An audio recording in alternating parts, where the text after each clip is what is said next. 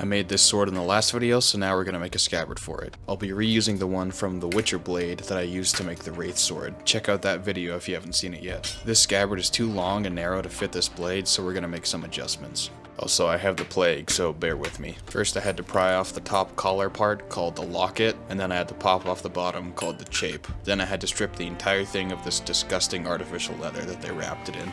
Once it was stripped to bare wood, I marked off the length of the blade and then trimmed the rest of it on a table saw. Then I ground in a silhouette to match the shape of the guard, and then started wrapping and hand stitching it in black deerskin. In total, this was a 33-inch seam, and it took me a full hour to stitch together. I'm not the worst at stitching, but this one definitely tried my patience. Once that was done, I started on my own locket. I cut out and bent the pieces to shape and then welded both together. After a quick cleanup, I did some minor adjustments to make it fit the blade and gave it a test.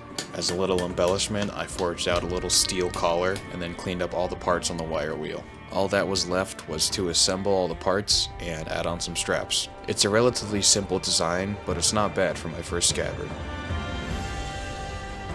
The biggest challenge with this was making sure that the locket and guard fit together well, but it turned out nice in the end. With all the work I put into the sword, the worst part about it is it's not mine. I'd like to make my next sheath from scratch, but for now, this sword has a proper home and I can ship it off to the customer. I'm dying.